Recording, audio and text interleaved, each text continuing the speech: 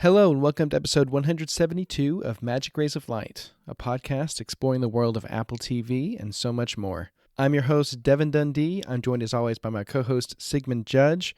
Of course, we're still recovering from Apple's announcements at the WWDC 2025 keynote, Sigmund. But before we dive into all that, I have a very simple question for you. It's one that I always debate when it comes time for keynotes.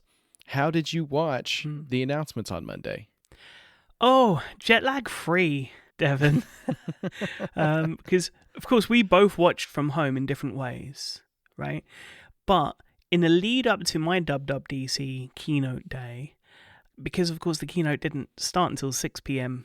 local time, me and my friend Nick had a whole day at Crystal Palace Park, checked out the dinosaurs that were built in the 1800s, then went to a US diner, which was incredible, and then crashed ahead of WWDC and its opening keynote in the cinema, ready and waiting for all of the announcements. And then it got to note-taking and that kind of thing.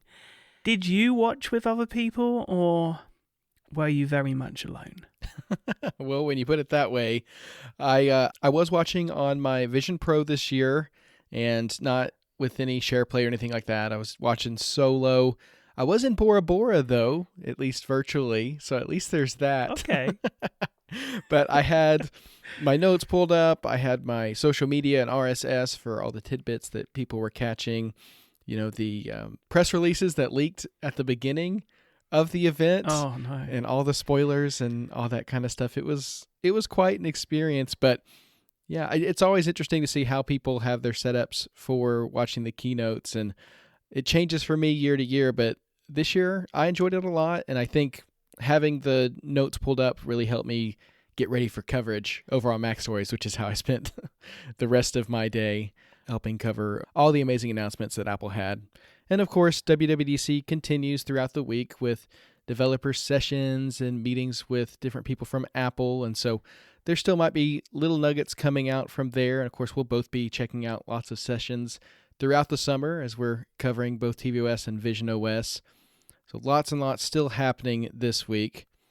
But this week on the show, we've got lots going on as well, both in the world of Apple TV and Apple Originals. Of course, we're going to grade our WWDC prediction results. We're going to highlight this Friday's release of Apple Original film Echo Valley. But we have to start, Sigmund, with Apple's much-anticipated announcement of tvOS 26 as part of the WWDC keynote.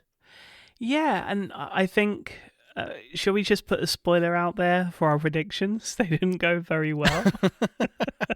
Yeah, that'll be a short segment. But I mean, before that, lots of Apple Original references this keynote, right?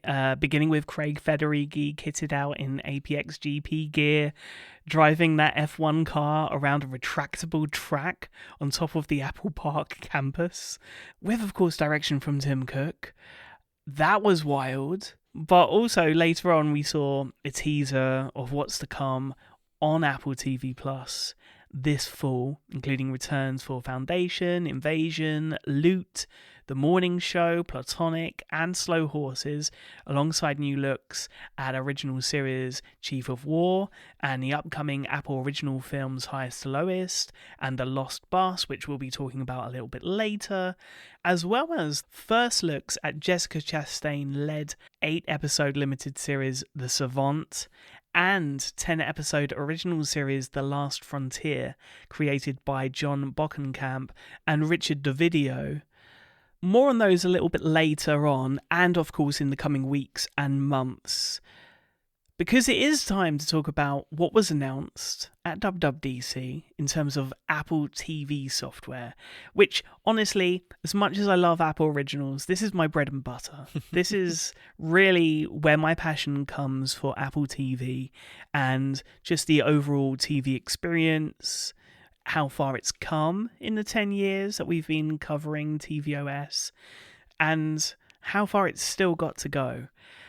This being the 10th anniversary of tvOS, I was really, really happy to see it get its first keynote segment since all the way back to WWDC 2020. So it's been 5 years since tvOS has had its own segment and not been rolled into home and everything else. Nothing mentioned on the home side, which I think is very, very telling, and we'll get there. But I think tellingly, the latest chapter in this Apple TV story was told not by a senior Apple home engineer or someone within the sensing and connectivity or human interface teams, like has been the case with years gone by, but instead by Apple TV app product manager Justin Washington, who I thought gave a great presentation, so a big congratulations to him. I do think it also adds credence to the notion that more is coming, hopefully in the fall, and what I'm going to say is, what a way would it be to celebrate a 42nd birthday than to finally meet you, Devon, in person and at an Apple Fall event. So, fingers crossed. We got our first tease at tvOS 26 as liquid glass was being introduced. A universal design language across the board, the very first time that the company has done so, and based on your, I think, favourite OS, if not second favourite OS from Apple, visionOS. It is my favorite OS, visionOS. Of course, iPadOS is gunning for it right now with the latest updates. But I'm still enamored with visionOS and the way that it lives within the world around it. And Apple's trying to borrow some of those elements and adapt them to its other platforms in this liquid glass interface. And so what it's doing is it's using semi-transparency, but also light refraction and kind of color diffusion of the different layers that are being placed on top of one another to create this effect that the whole interface is made of glass and it's sliding over the rest of your content and interacting with it. It's such a cool effect on all the different platforms. I think it's an incredible feat that Apple was able to roll it out, or at least prepare to roll it out this fall across all these different devices. I think it's really amazing what kind of design and engineering efforts had to go into this. But just seeing it on screen, I think it's all very beautiful. I love the way the colors play with the design elements above them, the way the interface adapts to different things that you're doing. Like if you're scrolling, then toolbars can collapse, make more room for your content. And the whole thing just feels, as you'd expect with Liquid, it feels very fluid, but then there's a tactile nature to it as well with the glass element. And the whole thing just looks gorgeous. And I think it adapts really well to the different screen sizes, the different interaction methods that Apple is creating for. And while, of course, there's always going to be nitpicks and things that will change throughout the summer, this is the rawest version of it that we're ever going to see. I'm enamored with it. And not just because I'm a fan of visionOS and happy to see it coming to the rest of them. I think it's been time for a different direction design-wise for Apple's platforms, and I'm really happy that they're taking everything in the same direction with this united front that tvOS gets to be included in. I mean, for the most part, it's quite subtle, right? The implementation on Apple TV, I would say. We didn't see these kind of vast changes to how the Apple TV home layout looked. Instead, we've got these subtle reflective borders on the app icons and that kind of thing. I don't think we really see liquid glass at its most dramatic until we're playing back video. We have this beautiful, as I say, reskin of the video player controls, which, again, they reflect their surroundings and refract within their different elements, which, you know, if you think about it, it's all being processed in real time. This is a collaborative effort between both software and hardware. When you really realize what's going on in real time amongst all of the other background processes that are happening, I don't think there's a surprise really that this new liquid glass design language is only coming to Apple TV 4K 2nd gen and up, given the processing that's needed to make all of this happen in real time. It is really, really beautiful. There have been some subtle changes to the TV app itself. So the liquid glass elements kind of come into play a little bit more when it comes to the different rows of tiles that we have. Now, we do still have some rows of tiles that are your horizontal aspect, but the vast majority have now moved to a vertical aspect, which Apple are calling cinematic poster art. Bit of a revert, really, from a few years ago where everything went from these, classic posters to these custom designed horizontal tiles. So I'm really, really happy to see that go back and make things a little bit easier. I would say depending on the different tiles and the artwork within it, the effect works because of the liquid glass effect. Depending on the background of that still is going to depend very much on how legible the writing is. So I do think there's a way to go with liquid glass, but overall I really, really love it. And yes, from a video player perspective, from a control center perspective, getting rid of that barrier and keeping people more immersed in the content, I think is beautifully done. Moving away from video a second, because really the only home-based announcement was an AirPlay announcement. It wasn't necessarily the AirPlay announcement you had for us, Devon. But this is like a kind of a further democratizing of speakers and audio, which we saw last year with Bluetooth and all of these different speakers that could be connected for enhanced audio. Now, any AirPlay speaker is going to be able to be set as the predominant speaker that's permanently attached to Apple TV. I don't know if they mentioned this out loud in the keynote, but they put it in the bento box, which I thought was a cool inclusion for tvOS. And when I saw it, it just kind of clicked in my head. This just makes so much sense with, like you said, the trend that they've had of just bringing these features to more and more speakers. Of course, I love my OG HomePods for my Apple TV 4K, but now when the time comes to replace those, there's so many more options for AirPlay speakers outside of HomePods that can be used as the permanent output for the Apple TV.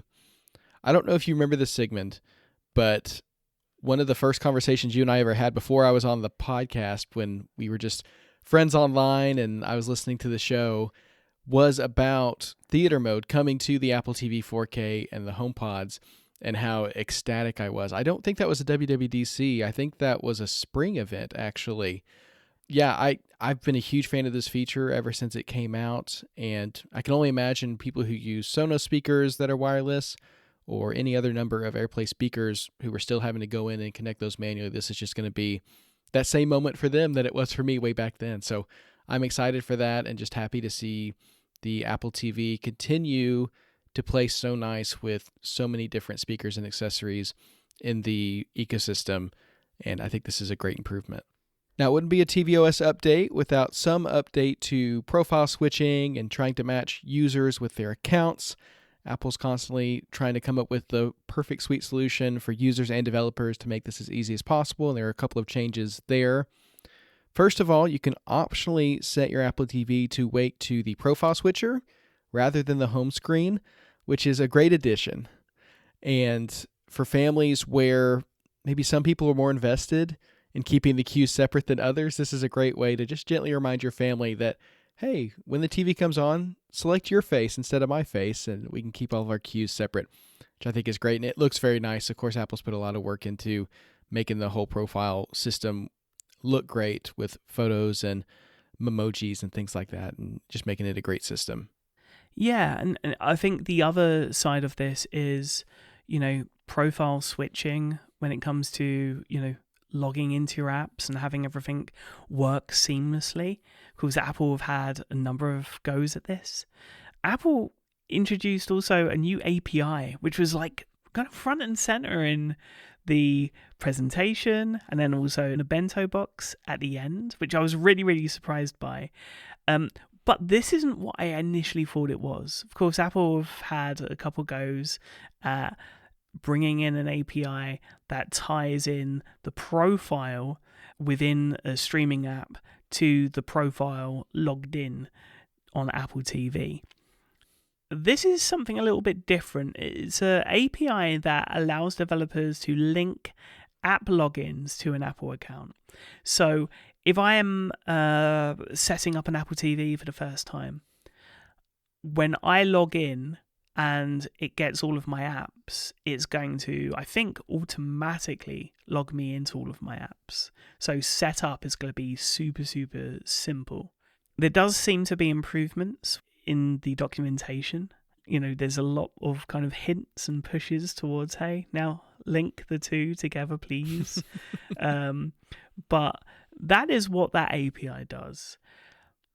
Another enhancement, and I'd say the majority of this is enhancements, but another enhancement, and we'll get to Apple Sing in a moment, is the HomePod connectivity. We talked long and hard about the ability to answer calls from a doorbell or whatever in Apple Home on your HomePod. They didn't solve that, but you can now answer FaceTime calls, both audio and video, automatically on HomePod.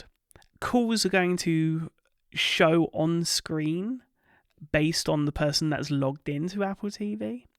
So that's kind of cool, and also a little bit worrying because I have to see how much of a distraction that actually is. And if there are settings where I can kind of decide who gets to come in and who doesn't. But that I thought was very, very cool. But one thing that hasn't come to HomePod right now, and maybe it will do in the future, is something that I'm very, very excited about, and I'm sure fans of karaoke are going to be as well. And that is the addition of Apple Sing Karaoke, with iPhones being turned into wireless microphones with reverb controls. There's a new tile for this specific feature that will take you to the new tab in Apple Music. There you can choose that Sing interface and have some fun there. I don't think there's any kind of way of recording anything, and I'm not too sure what the integration is with continuity camera, if there is, because of course you're using your iPhone as your microphone. So maybe that's something that can be done. Maybe there's a limitation there, at least on this hardware. But I thought it was really, really cool, because this is something that I think we've talked about privately about, me wanting to do Apple Music Sing karaoke barbecues on a summer night and annoy the neighbors. You're apparently not the only one who wants to have karaoke parties with your Apple TV, Sigmund, because Apple keeps adding to this feature year after year. When it came to Apple Music, I thought, okay, that's a neat little one-off that we'll probably never hear from again, like some Apple Music features that just kind of slip off into the night. But this is, I think, the third year in a row that we've heard Apple talk about it at WWDC, and it really seems like something that's connected with people. And adding this ability to project your voice through your phone and also have other people who are around connect their phones to throw emojis up on the screen to encourage you through your singing. I think it just makes the whole experience that much more social, that much more fun, and bringing people together around music is something that's deep in Apple's DNA. So this is awesome to see. Yeah, only the kind emojis, people. Only the kind emojis. One Rotten Tomato I have to mention that I'm giving out is the non-inclusion of something that was announced last year, and that was screensavers based on Apple Originals. We're still waiting. It wasn't re-announced during this keynote, and I'm wondering what happened there. But instead, what was announced was new aerial screensavers captured across India, including in Goa and Kerala, and there's a new picker to personalize the screensaver experience by choosing specific cityscapes, earth, landscape, or underwater aerials to display or hide. So just a little bit more control there, which is very, very nice. So, not big changes by any means, but there are still a few little tidbits that I want to get over, Devon, before we get into visionOS. We've got a new accessibility section that's been added to the App Store product pages, which highlights accessibility features within apps and games. So, that's a nice inclusion in tvOS. In the documentation, there seems to be a suggestion that streamers are going to be able to offer subscription offers and have them signed into the TV app so that, if they've got like a 3 months this much or an extended trial or that kind of thing, they could offer those trials and offers within the app, which I think would be very, very cool.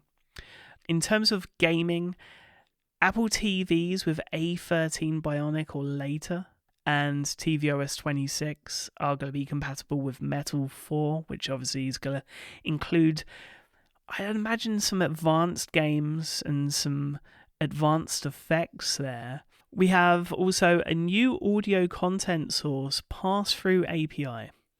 What does that mean? Well, at the time of recording, we don't know, but it may be possible for an app like Plex or Infuse to finally pass through uncompressed, lossless audio without conversion. Whatever it is, it does seem to be app-specific and not universal, which I think adds to the hope that this is a feature that is coming, and is a feature that's been long requested by Apple TV users. Not many streaming boxes actually offer pass-through lossless audio beyond, I think, like NVIDIA Shield, and the last one of those came out, I think, in 2019. So it would definitely be a foot up, but we'll have to wait and see on that. In terms of everything else, again, feels like there's more story to be told this year, Devon. What do you think, and what are your overall thoughts? I think your shout out that there was no home section in this WWDC was very apt. And I feel like there's a lot of story to be told there, not only for Apple's new home products, but also for the Apple TV and its role in the home. And so I feel like that whole movement being pushed back a little bit by Apple Intelligence delays is definitely impacting this announcement. And so I feel like that could be a little bit of what's happening here. But for what we've got the new UI. We've got new screensavers, which people always love. We got some nice quality of life improvements and enhancements for people with different types of speakers. So I think there is quite a bit here for tvOS fans to enjoy. You're definitely going to notice it. Like that's a given. I think the UI alone is going to be enough for people to really notice it and hopefully draw people into the update when it comes in the fall, want to update for the new look. I think people like new looks. They love new screensavers. So while, like you said, it does feel like there's more to be told here in terms of the home story, I do feel like Apple gave us quite a bit here. And really, I'm just so excited to see the implementation of Liquid Glass on tvOS, the way it was done, and to continue to see it iterated over the summer. I think that's the most exciting part of the story for me. Yeah. I'm interested from your perspective, because we're going to get into visionOS now. Obviously, Liquid Glass, borrows heavily from the concepts that we've both experienced in visionOS and Apple Vision Pro. But is there a clear difference between what came before and what is now in visionOS with the glass and the glacial kind of changes? Or is it very much everyone else catching up to what visionOS already had? I think visionOS still feels very similar. It doesn't feel like the design language has changed a ton there. It does feel more like the platforms are coming in line and maybe even surpassing it in some ways because, like I said, these are different platforms. Each has to have really different implementations of these concepts. If you look at Liquid Glass on the iPhone, it's very exaggerated, I think, and it's got some motion elements to it that work really well. Whereas I think on other platforms, it might be a little bit more muted and less emphasis on the motion. visionOS, because it has to interact with the real world, because you have to be able to see the real world through a lot of what you're looking at, I feel like it doesn't go as far to the extreme, at least not currently, as iOS does. I feel like iOS went full bore into the liquid glass schema, and visionOS is somewhere along that route, but not quite as far along. But you can definitely see the inspirations there, and I think that where visionOS started was so strong that it didn't really need a ton of iteration. It doesn't need a lot more of those lighting effects because, again, you're navigating the real world and you don't want to be too terribly distracted. You want to be able to interact and feel like your windows are a part of it and not set apart. So, yeah, I would say it feels like more like the other platforms catching up, and especially in the case of iOS, actually maybe even taking that idea even further, at least at this point. But I'm really happy with where it all landed, and I think it all looks great.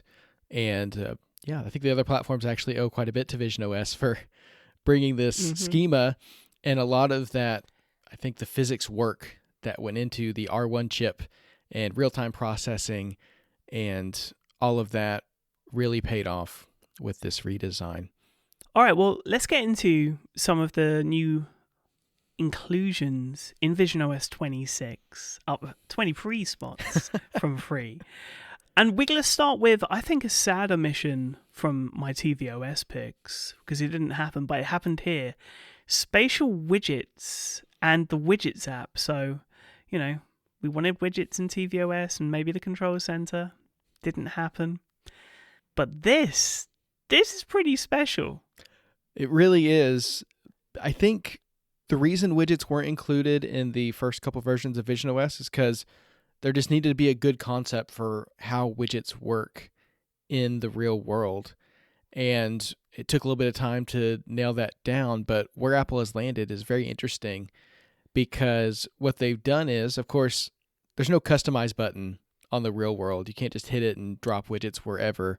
And so what they've done is they've created this new widgets app, which is a home for widgets that are lent to the system by your visionOS apps, either from Apple or eventually from third-party developers, and from your iPad-compatible apps. So a lot of those are actually already offering widgets on the iPad that can be applied on visionOS as well. And you pull them out of the widgets app, and you have to stick them to a surface, whether that be a wall, ceiling, floor, or you can kind of angle them up like they're sitting on top of a desk at an angle up at you in the way that maybe standby mode on the iPhone does. And so that's very cool. But it's not just unlimited placing them wherever in front of you like Windows. They kind of have to be adhered to some surface in your environment. And you can even inset them a little bit so that it looks like they're going below the surface. Kind of like a museum with art. It's a very cool effect. And I'm going to admit, with my first experience with visionOS 26, I did stare at that wall for quite a bit, get my head very close to it, as close as the system would let me, and wonder how are they doing that, because it just looks so well inset. But then the other big thing about widgets is when you take the Vision Pro off or you even restart it and you come back into that room later, your widgets are going to be where they're supposed to be. So you could set up your office exactly the way you want it and come back and the clock will be where it's supposed to be, your calendar will be where it's supposed to be, whatever else. I'm excited to implant my day planner permanently in the wall behind my desk so I can constantly see where I'm at any point during the day. And yeah, widgets, they were worth the wait, and really excited with this implementation of it. It's weird because I think once we get used to using widgets, then I think is the time where we'll get used to placing virtual objects. They came first, but really, I think it's that way round. So I'm really excited for that. Let's talk about spatial scenes, because I think the thing that really sold us both on an Apple Vision Pro ahead of time was the idea that we could capture pictures and video of our family and loved ones and relive them in spatial video and spatial photos. Then we got that automatic conversion for photos, which was amazing. But we've taken it yet another step, and not only do we get to view these with this really special effect on Apple Vision Pro, we get to view them on normal displays as well in a really interesting parallax style implementation.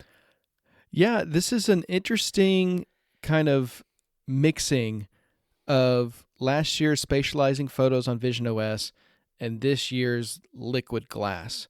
and bringing those two things together in a way that actually works on all platforms. And so the way Apple introduced it actually in the keynote was on the iPhone lock screen. When you set a photo as your lock screen, then those elements that are shifting under the glass as you're moving your phone around will include the photo that you're using, and you'll be able to see it from slightly different angles and see it wiggle around. But I think the effect is strongest on Vision Pro naturally. And so what it's doing is it's taking the spatialization from last year where it's divvying up the photo into different depth elements and spreading them out.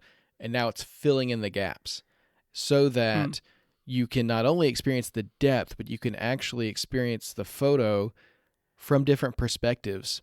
And it really is an interesting effect. It's great on the phone, but it's even better on visionOS. It's a really cool concept that Apple has done here, taking that spatialization to the next level. Currently in visionOS, both options exist. You can spatialize a photo or you can turn it into a spatial scene. I don't totally know why both options are still there or if that's a beta thing or how that's all going to shake out. I'll continue to test that, of course, throughout the summer and maybe need to look at how it affects photo storage and how much space things take up and things like that. And of course, this is cross-platform, so it's got implications for iPadOS and macOS as well. But spatial scenes, it's a really interesting concept, taking some of these elements, putting them together and spreading them out in a way that I think is very cool. From spatial scenes to spatial browsing in Safari, this is pretty amazing, right? Because you are able to take a lot of what we've talked about in the past and publish it online and then have people that have the hardware to be able to view it in a new, refreshing way. I don't know how this works on the publishing side, but just the idea really blows my mind. And I guess it makes sense because, YouTube are publishing in both 180 degree and 360 degree video these days.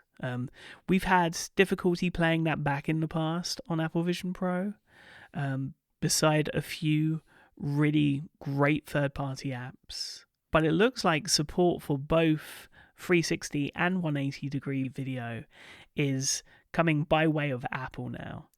Yes, those options will be officially supported natively so that if you're going out with your Insta360 or your GoPro and you're capturing this footage, you'll be able to play it back on your Vision Pro, which is very cool. Of course, it'll be compatible with the web as well, with spatial scenes. And all of this comes together in what Apple is calling the spatial web. They say we're at the beginning of the spatial version of the web. Of course, the Vision Pro is at the forefront of that. And it also includes the ability to embed 3D objects within web pages themselves so that you can manipulate them without even having to download them to the Files app, pull them out right there in the website. You'll be able to manipulate 3D objects. And all of this comes together. It's just taking different elements that Apple has created for Vision Pro and putting them together on the web, making them these standards that other people can adopt. And I think it's a cool idea. Of course, we're still figuring out exactly what spatial browsing is going to look like. And right now there's a lot of conversion having to happen on the fly because, of course, most photos on the web are not spatial scenes. And so as you're reading an article in this new spatial reader view, it's actually converting the photos on the fly and allowing you to experience them as spatial scenes through that conversion. And yeah, it's cool. It's very early days, but I like seeing this technology come to the web, and I like seeing Apple continue to push what they can do there.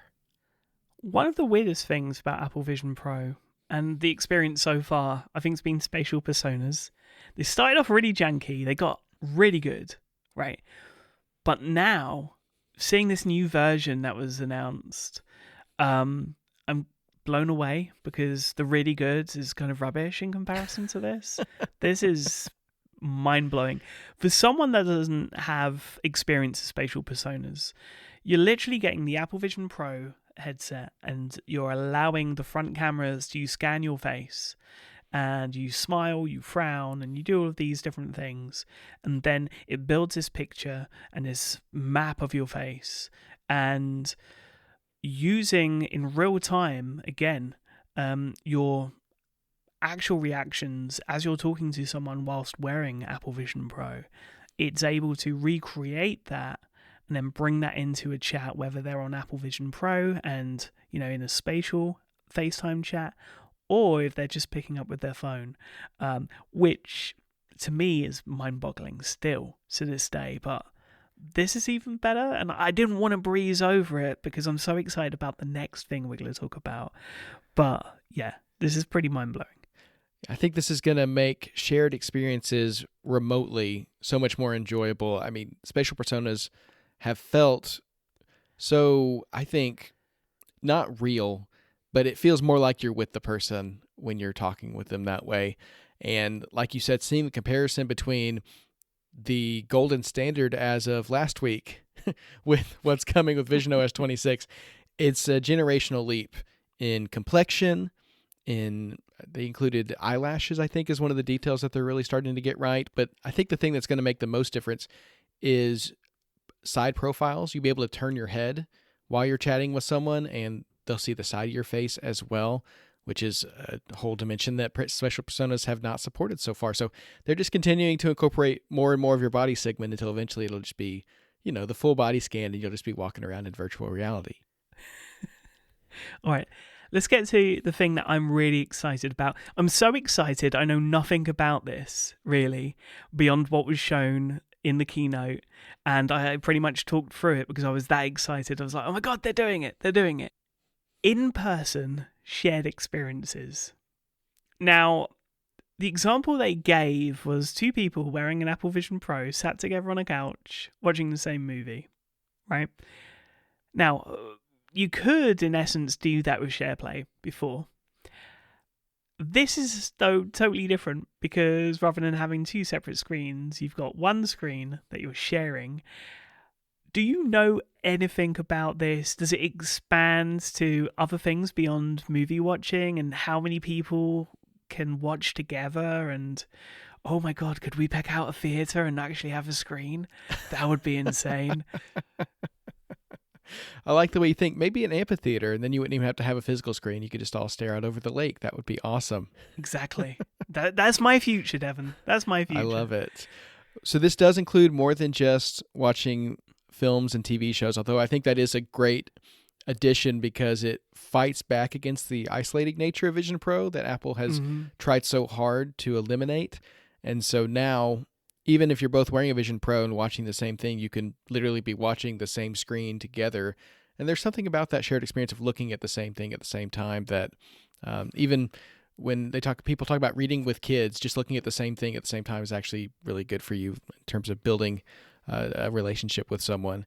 But you can also use it for playing games. So if you're playing a 2-player game in a shared environment, I'm thinking ping pong, Sigmund. I'm thinking that would be a lot of fun. I love the ping pong game that I play on my Vision Pro, but if I could literally have another person on the other side of the table there playing against me rather than playing over the internet, that would be awesome. And it's also going to be good for collaborating work-wise. So if you're looking at a 3D model and talking through things together, I haven't seen the exact details of how many people can be included at a time, but I do know it can incorporate both in person and remotely so that you can have a mix and match of both. Very, very cool. I honestly, this was the thing that blew me away. And I joked, now the whole house needs an Apple Vision Pro each. Unfortunately, I can't convince them to wear them with me. But they do occasionally jump in as a guest, and the good news is you're soon going to have the ability to be able to save guest user mode data to iPhone, which is very, very cool. And therefore you're going to be able to swap it, and it's going to stay within the iPhone and iCloud, and it's going to be easily transferable, which I like. Now, you were talking about playing table tennis. How about pickleball? Yes, please. Because I think table tennis, fine, but pickleball, you need a controller really to really feel that full swing. And hey, if there's ever a golf simulator that does this, and you want your stick moment, this might just be what helps bring that to life. Support for PlayStation VR 2 Sense controllers and the Logitech Muse pen are coming to Apple Vision Pro. I was really surprised from a technological standpoint. I kind of get it, but I was really surprised to see that we're doing virtual art with a Logitech Muse pen and not an Apple Pencil Pro. Yeah, it's an interesting decision on Apple's part to go with a third party, but they actually mentioned the 6 degrees of freedom involved for both the controllers and the Muse, and I don't know that the Apple Pencil Pro in its current state has the ability to track it in that way. Who knows? We could see an Apple Pencil Ultra maybe one day that's capable of working in spatial environments, but it's great to see these accessories opening up on Apple Vision Pro because I do think they're both necessary for gaming, for art, for collaboration and enterprise, which of course is a huge segment for the Vision Pro right now. It's getting more and more into the enterprise market. And so it's cool to see Apple coming along these partners. My question, of course, is how much these accessories are going to cost because they're not for sale yet. And so, of course, I'd love to test these out if I'm able to, but we'll just have to wait and see when they go on sale and what all that looks like. But it's great that these are going to be options for Vision Pro users for sure. For those who stick with hand tracking, though, hand tracking continues to improve this year, going up to 90 hertz. It's the fastest tracking the Vision Pro has seen. And of course, so much of your interaction with the Vision Pro, no matter what accessory you're using, still relies on your ability to interact with your hands and make those motions. And so I think it's great that that's going to be able to track you even more acutely and respond more quickly to your motions. Some other quality of life improvements include app folders in the home view, something I'm very thankful for. I can't wait to reorganize my home view for the second year in a row, get it just right. This is the year that I'm going to take all the chaos of pages 3 and on and finally tame them, and I'm really excited about that. Look to Scroll is in Safari right now, but it will be available to third-party apps as well, so that if you just look at the bottom of your screen as you're reading, it'll gently scroll down for you and let you continue reading without having to use your hands to scroll. And of course, you can adjust the sensitivity there if it scrolls a little too quickly for you, but I found the default to be enjoyable, and I'm looking forward to using that for reading. You'll be able to take phone calls on your Vision Pro, just like on your Apple TV. Phone calls are spreading out this year. It's a big year for phones, I guess, for people who still like to chat on the phone. Please don't call me. I probably won't answer. But if I do need to take a call, I can do it on my Vision Pro from the iPhone, which is something that I've run into several times when I have my phone in standby mode, but I'm wearing my Vision Pro, and it's just a little fiddly trying to answer a call that way. So I'm excited I'll be able to do that in my Vision Pro when those times I do decide to answer.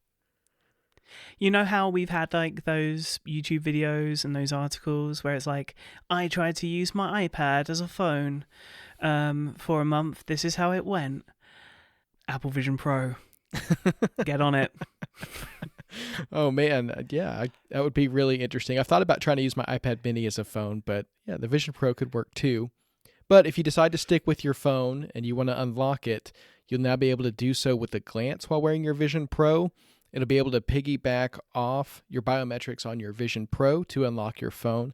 And in the past, my solution for this has been unlocking with my watch while wearing the Vision Pro, but this should be a smoother experience. And if you're not wearing your watch, then you'll be able to use your Vision Pro to unlock as well. Finally, for visionOS 26 this year, we do have a new environment.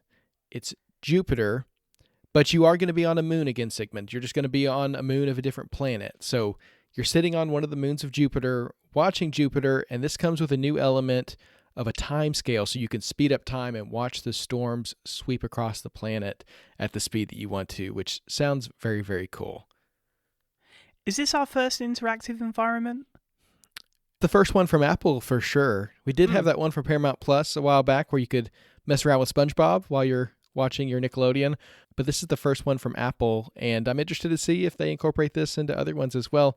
The time jumping is cool, but there's lots of different things you could do with interactive environments. So it's a cool next step, and I look forward to giving it a try. Now, if we went through every platform, Devon, we'd be here longer than Apple were. So I want to go over just a few other tidbits across Apple's platforms, and then we're going to break down our ridiculously bad predictions. Let's start with iPadOS. I think this was the year for iPadOS. Now, initially, when we got that whole list of different platforms that were going to be highlighted at the top of the keynote, I noticed that tvOS was third, and I said, well, it's in order of priority for Apple. That didn't come to pass. iPadOS was at the bottom, but I think iPadOS got its biggest year in years. And so I'm very, very excited for both Federico Viticci and Chris Lawley, who are out there getting very excited about all the things. But one of the things for me for iPadOS was the ability to resize windows with the windows not just snapping back. Apps just resize perfectly at this early stage, which is mind-blowing to me. And that's because Apple completely rewrote how things worked. We had Stage Manager and we had all of these different implementations that didn't quite do the OS justice and really give the user experience that we expect from Apple. I feel like they hit a home run here finally with this one. Yeah, and based on the reaction, it seems like everyone's really excited for this change. It's taking the windowing system on iPad and loosening so many of the constraints, not only in terms of window size, number of windows, being able to just add them by tapping on their icons rather than having to hold shift or drag. I mean, it's so natural to add windows to your space now. But they're also loosening up the number of devices it can run on.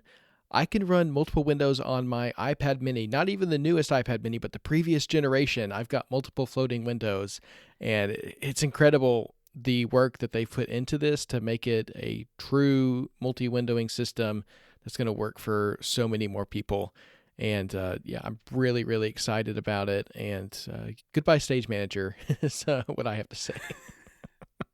I mean, don't go rushing out to get the old iPad mini just yet, because one of the other updates for iPadOS this year is background processing. I'd imagine that is a Pro-only feature. I'd imagine. But we'll get that confirmed maybe next episode. Also coming to iPadOS is one of the reasons why I still travel with both a MacBook and an iPad. And that has always been the lack of audio and video options for audio routing and whatnot. I don't really want to take an iPad with me and then an audio interface and everything else, which is the way that people have done it in the past. It's looking like you're going to be able to plug in pretty much any studio quality microphone straight into iPadOS. You probably need an XLR to USB-C converter or something along those lines. But I'm guessing like a Shure MV7 is now going to work because it's not going to need the drivers and that kind of thing. So you're going to be able to do that, but also, these audio and video routing options are perfect because you're going to be able to record and then export straight out of web-based services and not just app-based services. So I am absolutely blown away by this. Background tasks as well coming, and I know that is going to be something that, honestly, it just blows my mind that we're finally there, and it's silly because these things should have been there a long time ago. I mean, we've been asking, and I don't want to put a dampener on it, but I'm just happy that it's all here now, or at least in the full for those not on the betas. And seeing the way Apple implemented it, it just makes so much sense. It feels like the way the system should work. It's not the same as on the Mac. You're not going to be running a specific app to do your local recording. You can do it from Control Center and it'll save it to files. But while you're doing your local recording, you can also still be broadcasting your mic to a video call or a web-based service.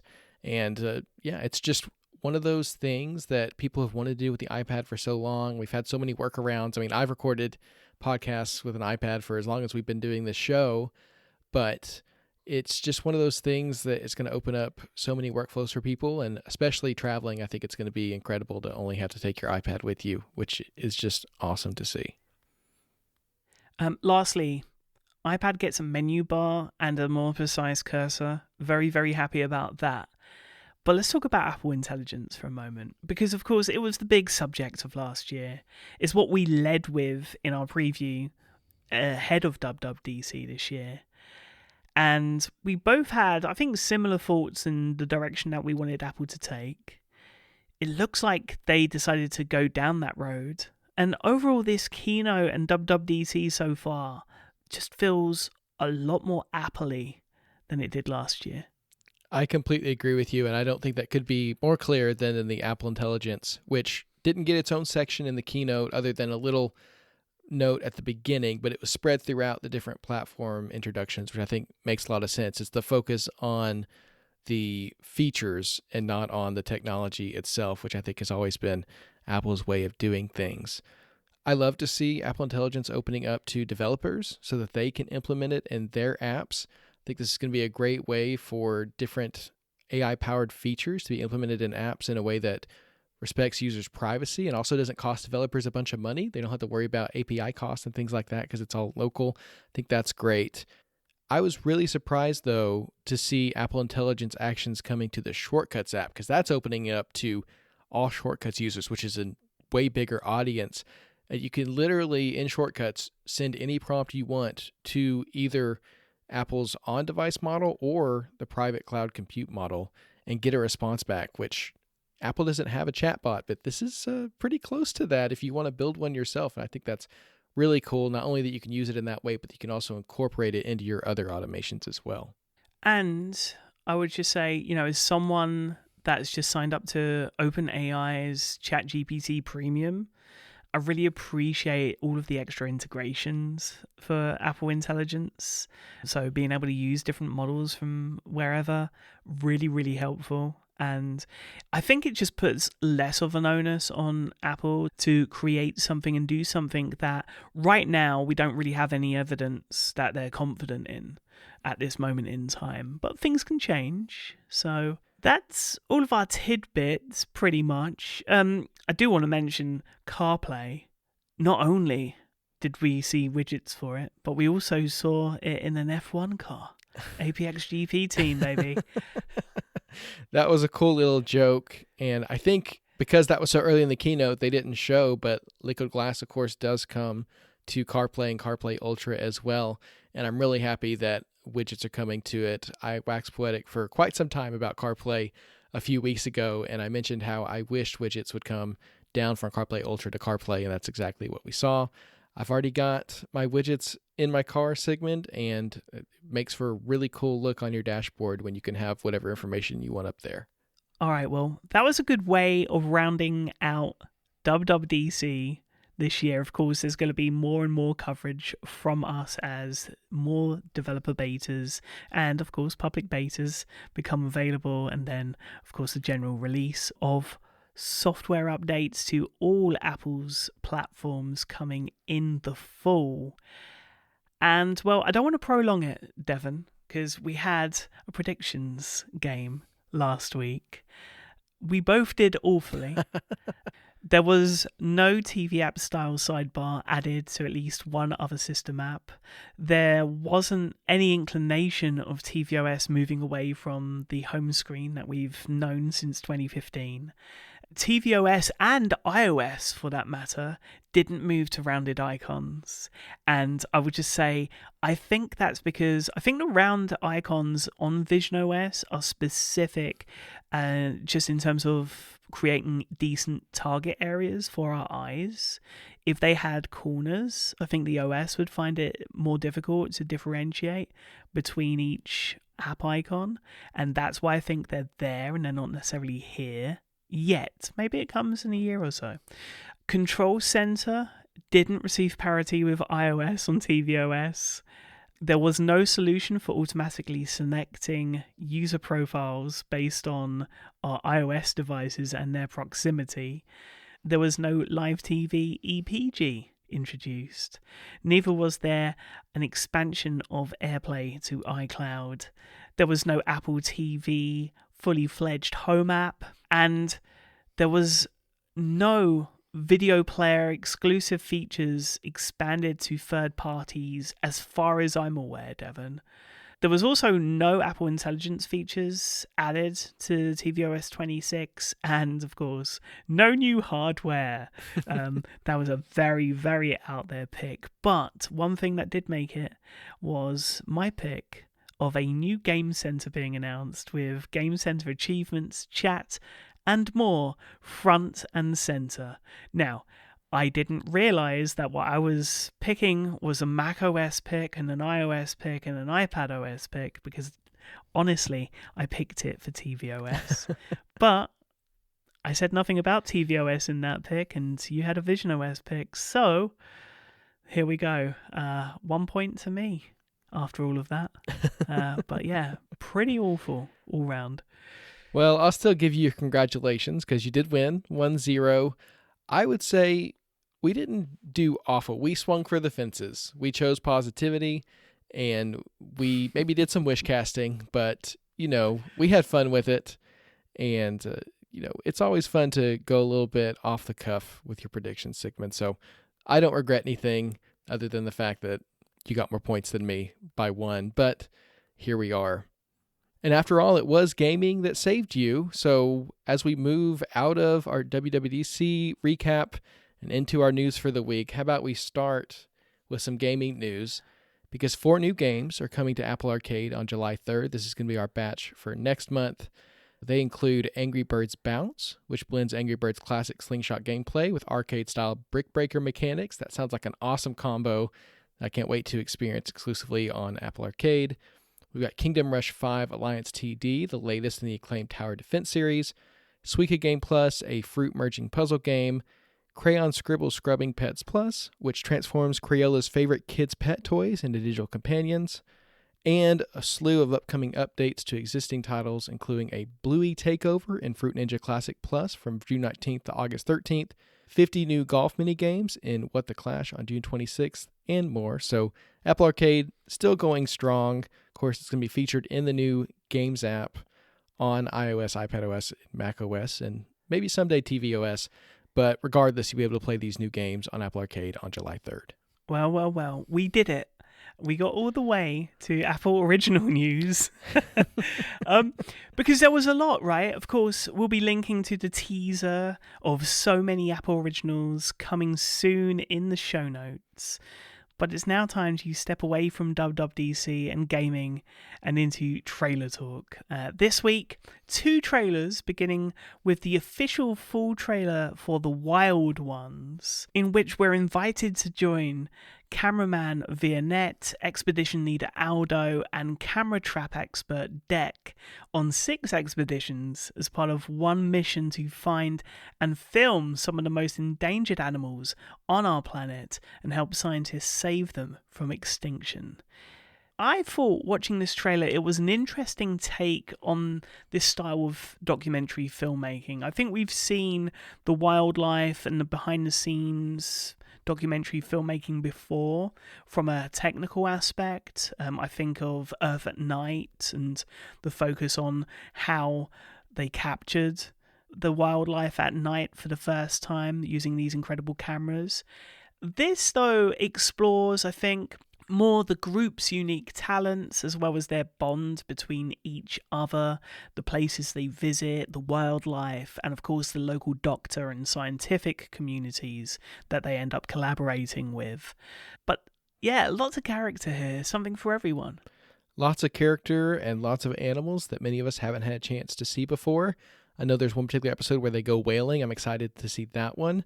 And like you said, with these 6 different expeditions and the characters involved, I think this one's going to be great for the whole family, and I'm excited for it. Of course, we'll leave a link in the show notes to the trailer, and we'll be talking more about the series in less than a month as The Wild Ones premieres globally on July 11th on Apple TV+. This week, we also saw a first teaser at a film we've both been quietly anticipating for some time. I think last time we talked about it was in January. I think our very first episode of the year. And that is The Lost Bus. A determined bus driver and a dedicated school teacher battle to save 22 children from a deadly wildfire. It's another dry and windy day in paradise. Face to all drivers. There's a situation developing at Ponderosa Elementary. There are 23 kids who are stranded. Is there anybody in the area that can pick them up? Is there anybody that can go and pick these kids up?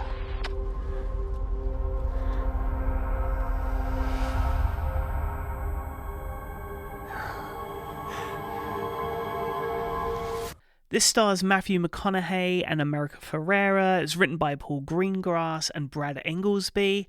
More on that writer a little bit later on in the show.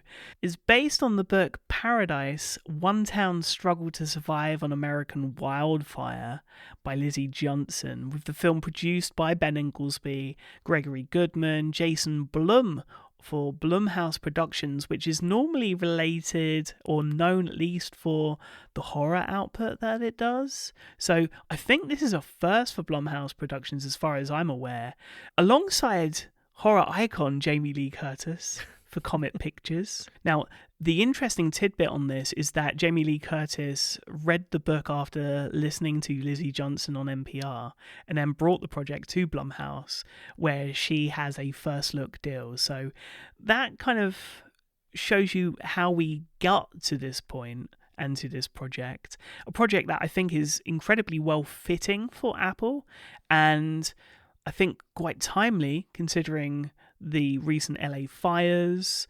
It also stars Yul Vasquez, Ashley Atkinson, and Spencer Watson, but we only got a small tease of this, and I don't know what I was expecting going in. Speed? School bus? That kind of thing. This is not what this is. Instead, it's an incredibly sombering and poignant piece, it would seem. Yeah, I think I love Apple's decision to preview this in two parts this past week. First, we got the teaser, and then we got the sizzle reel, where we got a little bit more of the movie. The teaser is very much focused on Matthew McConaughey's character and how he gets involved in the whole story. He's a bus driver who I guess is probably driving home, trying to get to the safety of shelter from this fire, when he hears the call that these kids are in trouble and he has to make the decision whether or not to help them. And so I think that's a great introduction to the film, but then in the sizzle reel, you get more of the action and a little bit more of an idea of what the feel of the entire film is going to be like. So I'd recommend watching them in that order, but either way, I think this one's going to be thrilling. I think it's going to be inspiring because it is based on a true story. And I think it's going to be one that leaves us thinking about what we can do to prevent future things like this from happening. The Lost Bus, coming later in the fall to both Apple TV Plus and select theatres. So excited to see that one. A packed fall on Apple TV Plus, it would seem, because we'd also got the returning news of Slow Horses, with its 5th season set to premiere Wednesday, September 24th on Apple TV Plus. In Season 5, everyone is suspicious when resident tech nerd Roddy Ho has a glamorous new girlfriend. When a series of increasingly bizarre events occur across the city, it falls to the Slow Horses to work out how everything is connected. After all, Lamb knows that in the world of espionage, the London rule of cover your back always applies. New season will feature Ted Lasso's Nick Mohammed as the Mayor of London. And you can get a first look at the new season linked in the show notes. In development, Apple has ordered a 10-episode series adaptation of Lars Kepler's best-selling crime novel series centered on homicide detective Jonah Lynn from A&E Studios in association with Range Studios. Tired of working the tough streets of Philadelphia, Lynn moves to a small town in western Pennsylvania for a quiet life, but as the town and his family come under attack from the diabolically cunning serial killer Jurek Walter, Jonah must protect all that he holds dear. When the desperate search for Jurek's last missing victim forces Jonah to send his adopted daughter, FBI agent Sega Bauer, up against Jurek, how far will Jonah go? The series stars Liev Schreiber of The Perfect Couple and Ray Donovan as Jonah Lynn, and Zazie Beetz of Atlanta and Deadpool 2 fame as Lynn's daughter Sega, both of whom also executive produced, as well as Stephen Graham of Adolescence, Boardwalk Empire, Greyhound, and of course Blitz as Jurek Walker. Rowan Joffe of Tin Star and the Ballad of a Small Player, and John Clavin will write and executive produce the series with Tim Van Patten, of course, of Franklin and Masters of the Air fame, set to executive produce and direct the first 2 episodes. Both Alexandra Coelho and Alexander Andreil, the authors behind the pseudonym Lars Kepler, will also serve as executive producers, and filming is set to begin this summer in Pittsburgh. Very cool. Lots of great casting news this week, starting with Ruth Madeley from Doctor Who, who's been cast to portray disability rights activist Judy Heumann in Sean Hayter's Apple original film Being Human, with Mark Ruffalo also coming aboard. We didn't know the official title last week, and now we do. It's called Being Human, and of course, it centers around humans' protest activity around disability rights. And the synopsis in part says, the protesters quickly form a tightly bound community, refusing to leave until the government enforces Section 504 of the Rehabilitation Act, which required all federal spaces to become accessible. So great to hear more about that film as it's continuing in production. Meanwhile, Apple original film Tenzing has found its lead. Gendon Futsak will play the titular role of Sherpa Tenzing Norgay in the film opposite Tom Hiddleston as Edmund Hillary in Jennifer Pedom's film about the pair's history-making 1953 summiting of Mount Everest.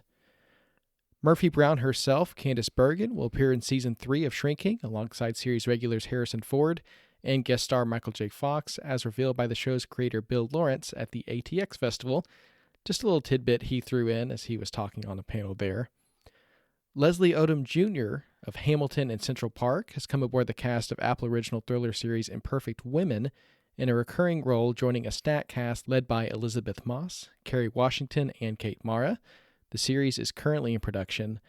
And another tidbit dropped this week. Ben Stiller revealed to Variety that he nearly made it on screen for Severance's first season as a doctor whose storyline was eventually scrapped. In the interview, Stiller also revealed that there are 2 nascent ideas floating around for Severance spinoffs and discussed potential Severance merchandise, including a video game and bespoke Lumen keyboards with series star Adam Scott.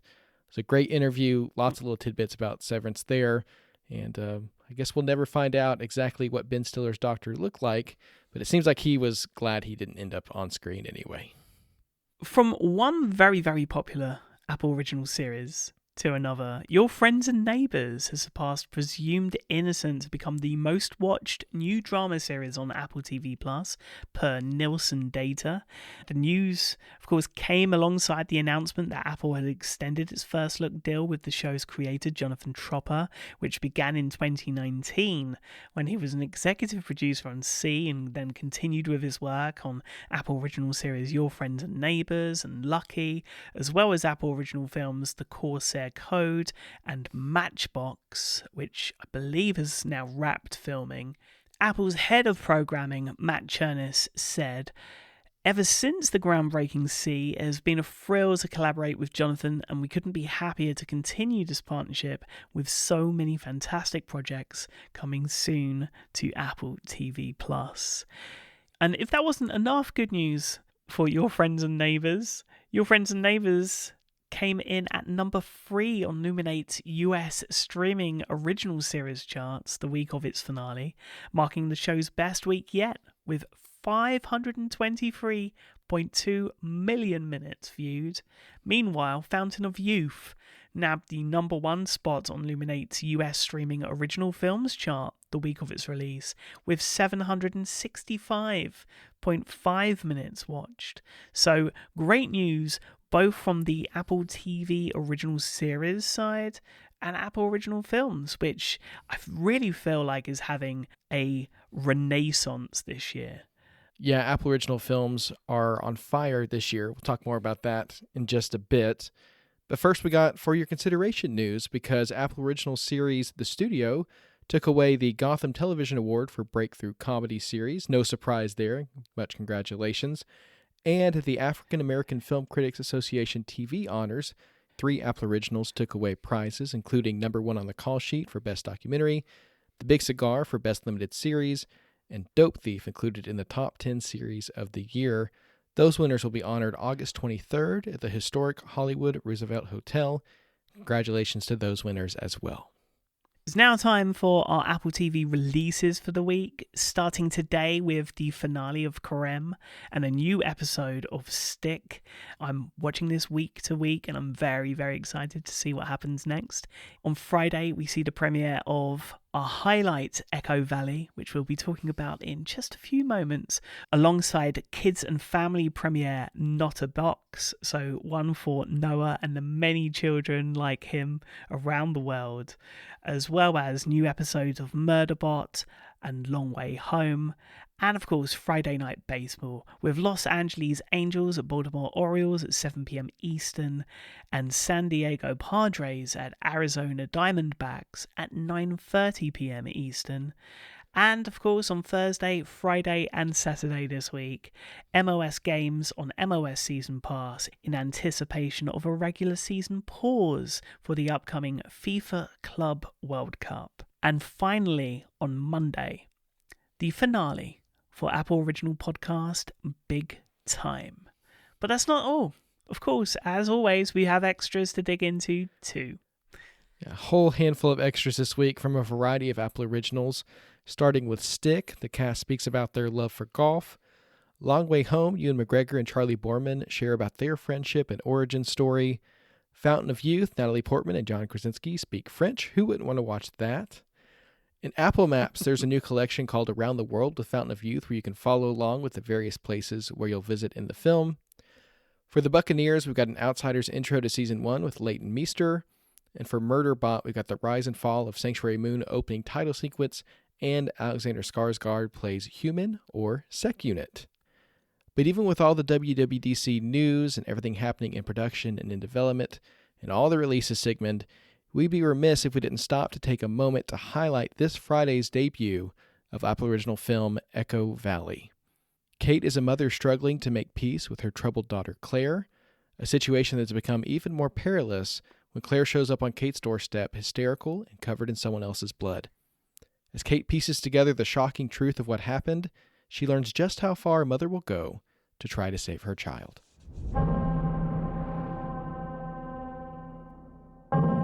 You need to be completely honest with me.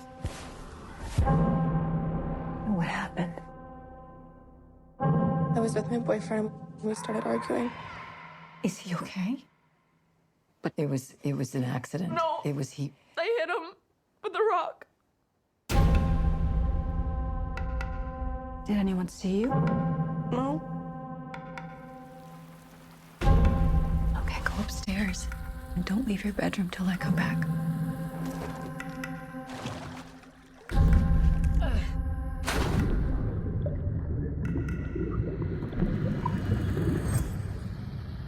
Hello? We need to talk.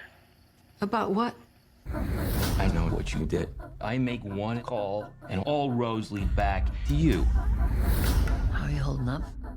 I can't really talk about it. I'm freaking out right now because I read that bodies float. What'd you do? I took care of it.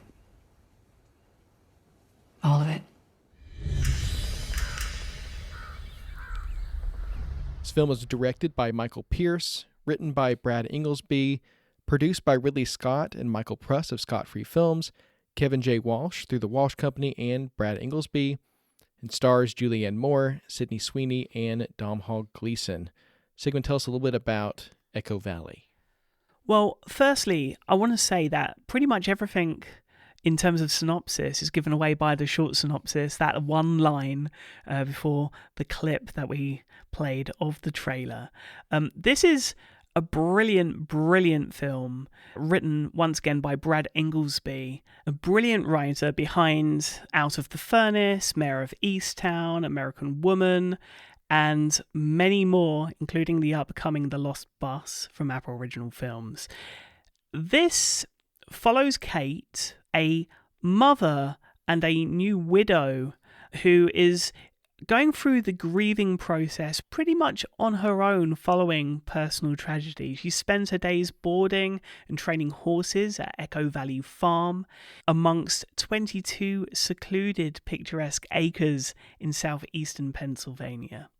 And whilst her days are filled with lessons and clients and what she loves, one of the loves of her life, her daughter, shows up on the doorstep once again in real trouble. She has a drug addiction.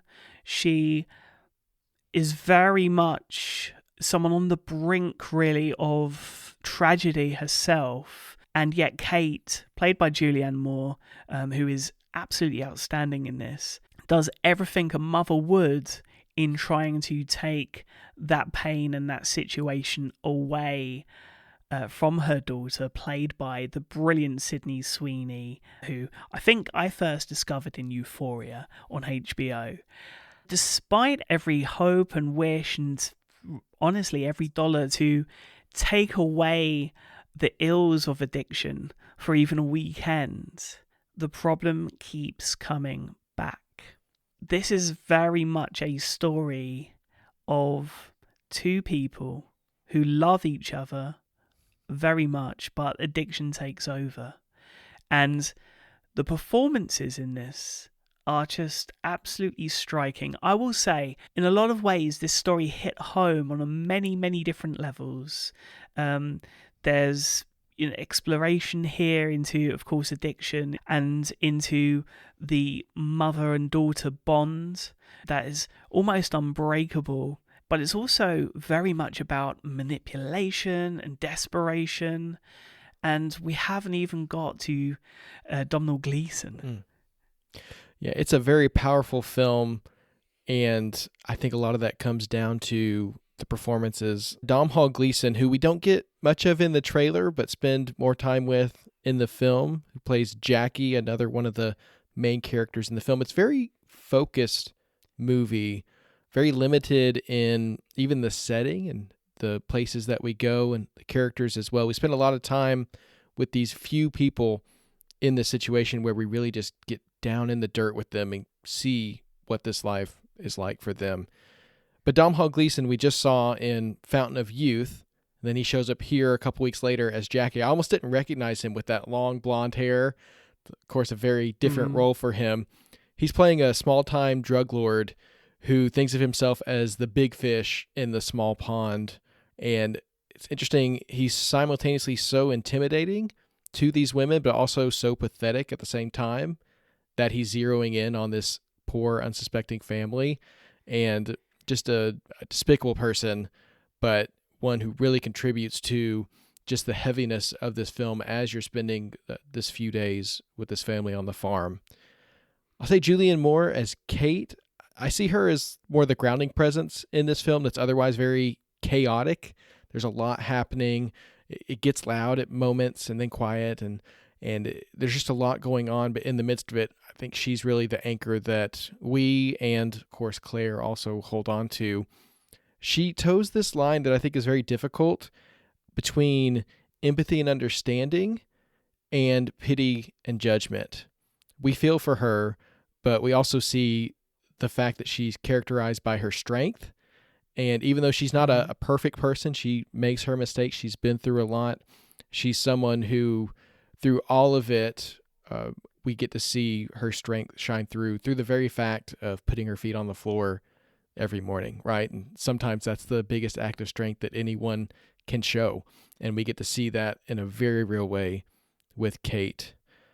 Sydney Sweeney as Claire. This is a very different role than what we've come to expect from her. Of course, her career has just taken off since Euphoria. And by the way, she was on Handmaid's Tale when she was younger as well. She had a very interesting role there, but she's gone to some really big places. But here we see her playing someone who's clearly struggling with the disease of addiction while choosing to live in denial of it at severe cost to those around her. And she seems sort of oblivious or at least unconcerned about the impact of her decisions on those around her, and just kind of expects her mom to be there for her to pick up the pieces every time that something goes wrong.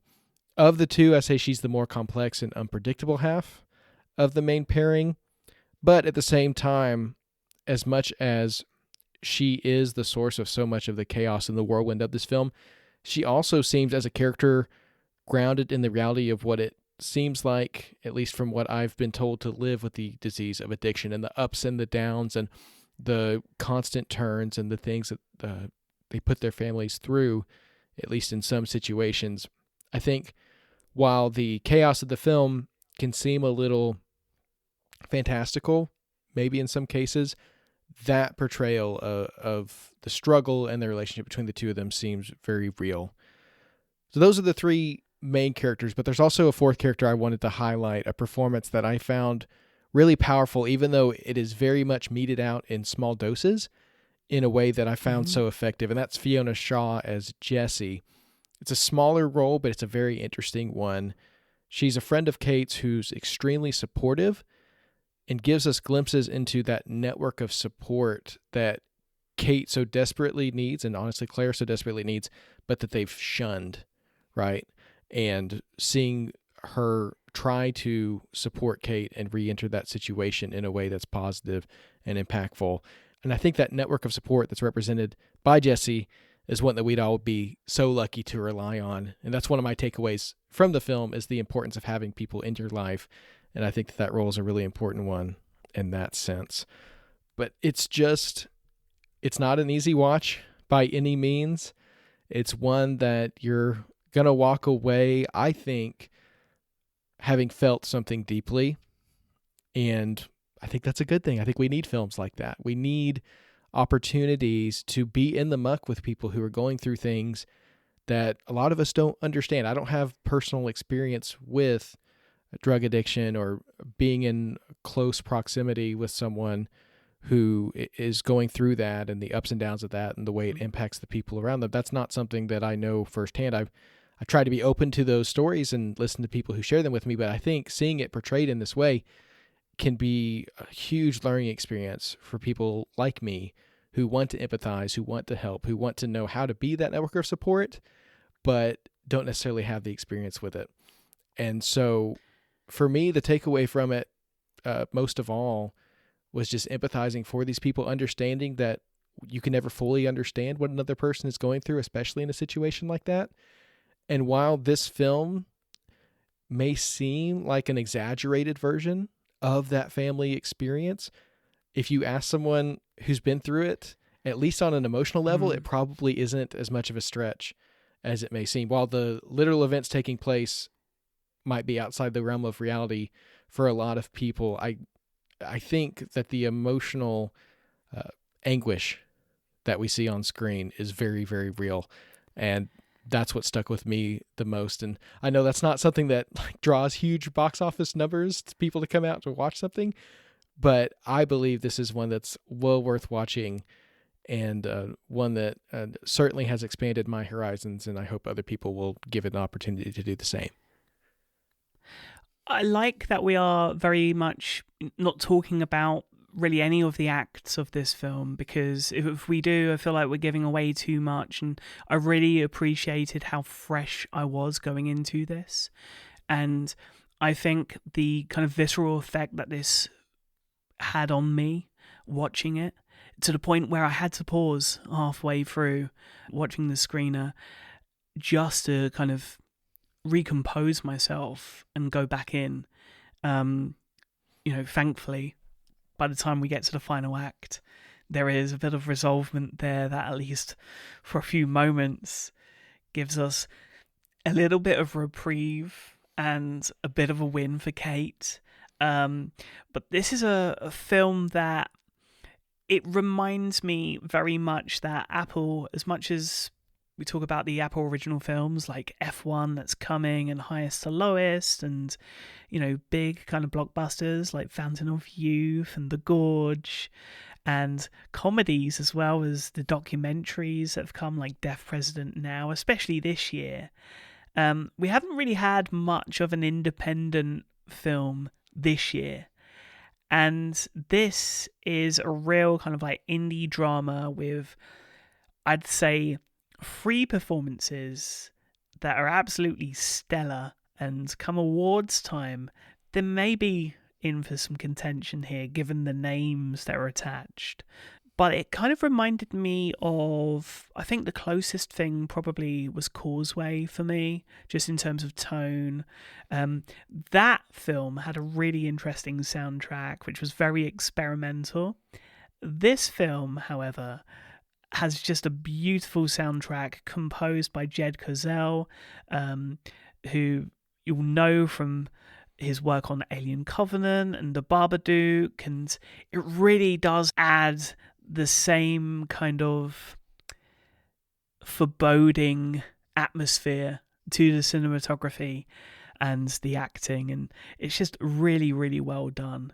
So I agree with you. You know, this made me feel a lot more sympathetic towards addiction, but also the families that, you know, aren't necessarily going through that personally, but are going through that for someone else, and what they can do, and actually the support that people that aren't necessarily directly affected need, and they probably need more of it. And well, that is not the way things go for Kate, at least initially. Echo Valley is streaming from Friday on Apple TV+. It comes highly, highly recommended from the both of us. And for those of you lucky enough to have a screening of Echo Valley nearby, Echo Valley will also be airing in select theatres this weekend. Well, we're going to close out the episode as we do every week, and that is with our Up Next picks. And we've gone from one Up Next pick to two Up Next picks this week. There's a lot coming for different audiences across streaming. Yeah, mine is a bit of a throwback, but for people of a certain age who grew up at a certain time, I think it's going to be a refreshing bit of nostalgia. I'm going to keep it nice and light this week with my Up Next pick with Phineas and Ferb, the return of the animated series this week on Disney+. This show ran from 2007 to 2015. It follows a pair of stepbrothers and their friends as they try to figure out what to do with their summer vacation.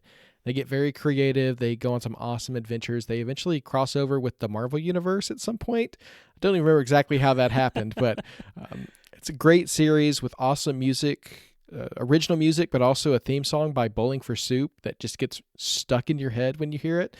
It's really great. The series has returned after 10 years off the air. They got the original cast back together. Same look, same concept, just more summer vacation with Phineas and Ferb.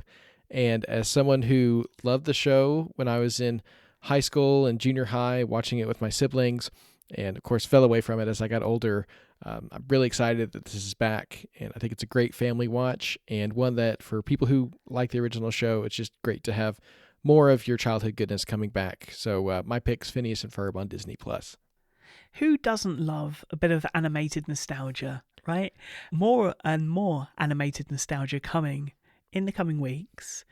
But my Up Next pick this week is new original film Deep Cover on Prime Video. Yes, Jeff Bezos has been in touch, Devon, and he's asked why you're not a subscriber. And yet again, I have an Up Next pick or a highlight for Prime Video, which its output has been out of this world this year. This is an action comedy set in London called Deep Cover, and stars Bryce Dallas Howard as an aspiring comedian currently teaching improv classes and beginning to question if she's missed her chance at success when an undercover policeman offers her the role of a lifetime. Bryce Dallas Howard's cat with two of the improv students, Marlon, played by Orlando Bloom, and Hugh, played by Nick Mohammed, must infiltrate London.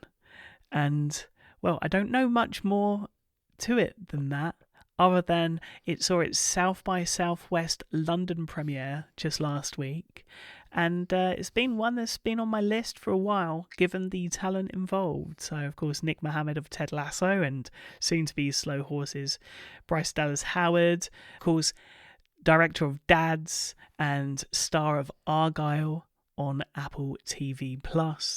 So, yeah, lots to like and watch from the both of us this week. There's very little that's funnier to me, Sigmund, than watching good actors play bad actors, which is what this sounds like. Unleashing improv students on the world, taking their role very seriously, of course. I think that sounds like a great premise for a film, and looking forward to hearing more about that one. But that's all from us this week. Thanks for tuning in. We hope you enjoyed our WWDC recap and everything happening in the world of Apple TV. Of course, we always want to hear what you're watching, what you're thinking about. If you have any thoughts on tvOS 26, visionOS 26, or anything else that we discussed this week, we'd love to hear your feedback. So you can contact us on social media via the links in the show notes, or you can reach out via our contact form, which we will also link in the show notes. We'll be back next week with the return of the Buccaneers and a look back at your friends and neighbours. So until then, stay safe, watch some Apple TV, play some Apple Arcade, and have a great week. And who knows, maybe install a beta or two, but with some warnings.